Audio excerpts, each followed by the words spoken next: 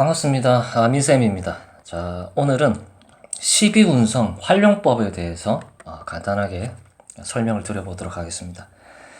12운성이 사주 공부를 하시는 분들한테는 굉장히 중요하죠. 중요한데, 사주 공부를 한 1년 이상 하신 분들은 이게 그렇게 중요하지 않다라는 거를 아실 겁니다.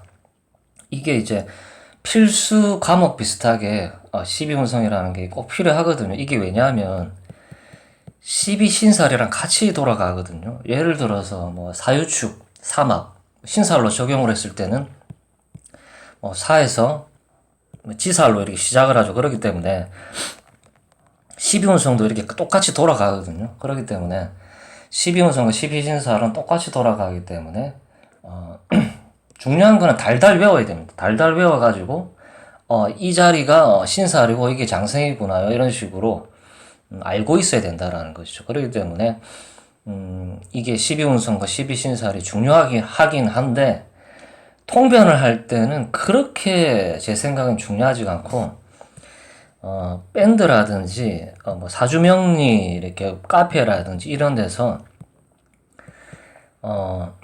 공부를 한 사람들끼리 이제 배틀그라운드를 하거나 시비 비비를 다투거나 네가 잘났니 내가 잘났니를 이제 간명을 할 때 그때 필요한 것이지 상담을 할 때는 사실은 무의미하다 저는 이렇게 판단이 되고, 하지만 알고는 있어야 되고 뭐 일간의 강약 정도 보는 거에 필요하다 이렇게 보시면 됩니다. 어쨌든 이 12운성이라는 것은 일간의 강약을 보는 것이고 육친의 강약을 파악하는 것이다. 이렇게 이 이상 나올 것이 없습니다. 바로 예문으로 제가 넘어가겠습니다. 자, 갑이 이 천간에 이제 이렇게 식신이라는 걸 두고 땅바닥에 이렇게 인호술이 이렇게 있습니다. 갑이 이제 병호라는 월이 있을 때 이 식신이 오화의 제왕지죠. 식신이 제왕지에 앉아 있다라는 것이 굉장히 강한 것이죠. 이 식신이. 문제는 무엇이냐면 목생화가 지속적이지가 않다라고 봐야 됩니다. 왜냐하면은 화기운은 많은데 목은 작죠. 이러기 때문에 불이 오히려 금방 꺼질 가능성이 있어요. 목생화가 지속적이지가 않다라는 거죠. 만약에 갑인일주면은 병호월이면 금상첨화겠죠. 뭐 이것 또한 운의 영향에 의해서 작살이 날 수가 있죠. 예를 들어서 뭐 신축대운이다. 그러면 이건 그대로 날아가 버리겠죠. 그렇기 때문에 뭐 제가 봤을 때는 이게 뭐 사실은 사주원국도 중요하지 않다. 뭐 저를 이제 다른 분들이 저를 욕할 수는 있지만은 기본 베이스가 사주원국이 중요하긴 한데 대운이 뭐 택도 아닌 대운을 만나면은 그냥 그 인생은 이제 쫑이 난다라는 것이죠. 자, 이번에는 갑이 자, 월에 이제 병화가 있고 이제 인월이다. 이렇게 돼버리면 오히려 이거 앞에 병호월보다는 이게 더 낫죠. 왜냐면 목생화가 더 잘 되겠죠. 왜냐하면 갑이 인에 걸록을 두고 있기 때문에 내가 힘이 있는 거죠. 그렇기 때문에 목생화가 지속적으로 이루어지는데 만약에 월에 정화가 있다. 만약 예를 들어서 그러면 또 의미가 없죠. 목다화식으로 정화가 꺼져버리겠죠. 예. 자, 그리고 이번에는 병술. 월에 이제 갑이 있다. 병화가 술토의 묘지죠. 그러면 이제 초보자인 분들은 병화가 술토에 앉아있기 때문에 힘이 전혀 없는 게 아닌가요? 이렇게 볼 수 있는데 이건 그게 아니죠. 정신적인 걸 하는 식신이죠. 요거는 유튜버라든지 강사라든지 뭐 이런 거라면 이 병수를 월을 하고 있다. 이런 뭐 교수라든지 뭐 종교 철학에 관련된 거에 대한 것을 뭐 이렇게 뭐 강의를 한다든지 유튜브에 뭐 하와이 데저트에 나와서 게스트로 나와서 막 이렇게 강의를 하시거나 이런 분들이 있죠. 이런 구조의 가능성이 굉장히 높아요. 예. 그렇기 때문에 12운성이 사실은 의미가 없다라고 볼 수는 있습니다. 제 입장에서는. 하지만은 외워야 된다. 알고 있어야 된다. 왜냐하면은 공부를 한 사람들끼리 서로 네가 맞니 내가 맞니를 분간을 지을 때는 이런 걸 알고 있어야 된다라는 거죠. 하지만 상담을 업으로 나가시는 분들은 사실상 의미가 없고 공부를 한 3개월에서 6개월 하신 분들이 물어볼 때가 있어요. 유금이 있는데 무슨 일지에 유금 평간을 깔고 있는데 굉장히 신약한 거 아닌가요? 하고 이게 12운성으로 막 물어볼 때가 있잖아요. 그럴 때 필요한 겁니다. 예.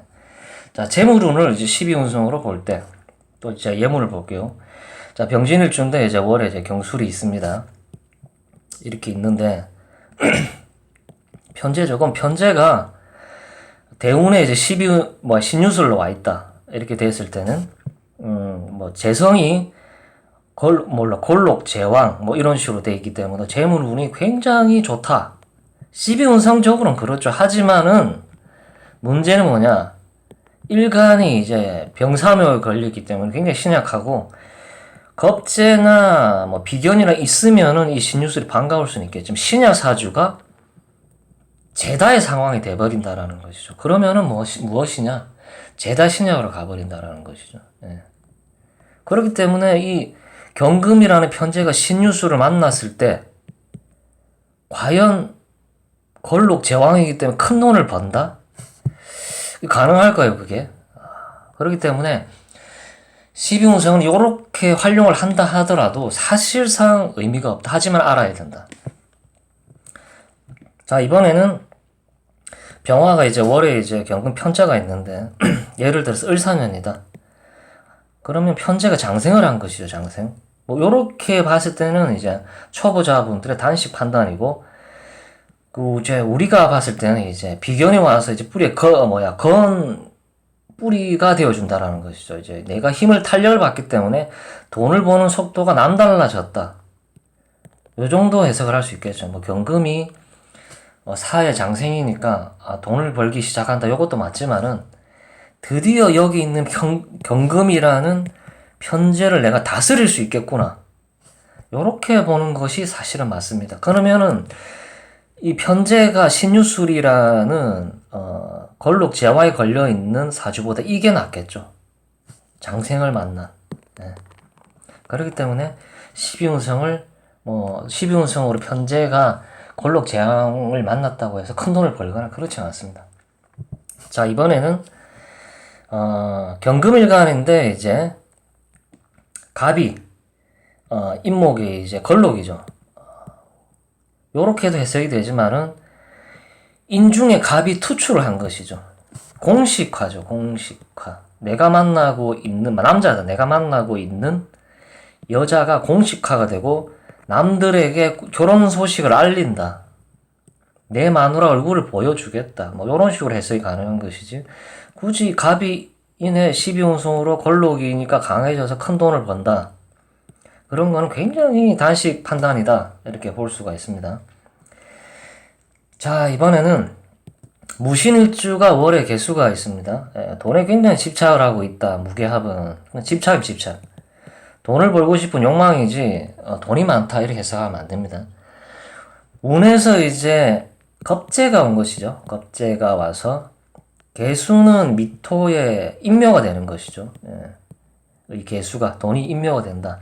하지만 이 겁재가 어떤 행동을 하는지를 봐야 돼요. 토생금이 되겠죠. 물론 겁재지만 나를 도와주고 있다 이렇게 볼 수도 있다라고 해석이 가능합니다. 어쨌든 이 개수가 미토의 인묘를 하는 것이죠. 인묘를 만났다.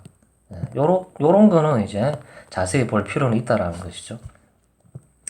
자, 이번에는 계유일주가 이렇게 있는데 남자라고 가정을 할게요. 남자인데 이제 시간에 이제 편제가 있고 월에 이제 정제가 있는 것이죠.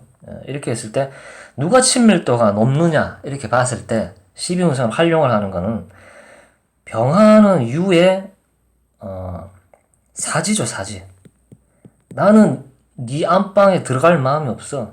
근데 정화는 이제 여기 장생이죠.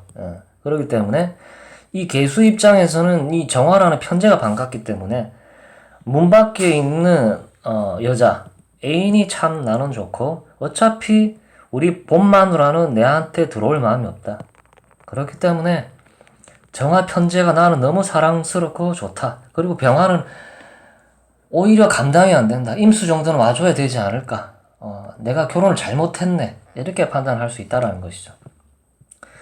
자, 오늘 12운성 활용법에 대해서 제가 간단하게 설명을 드렸는데, 오히려 12운성을 까는 그런 얘기를 제가 한 것 같습니다. 예. 원래 사주라는 것은 이제 설명하는 사람들마다 다 틀리기 때문에, 민수사주는 이렇게 설명하는구나라고 받아들이시면 될 것 같아요. 제 영상이 좋았다면은, 좋아요, 구독 부탁드릴게요. 시청 감사합니다.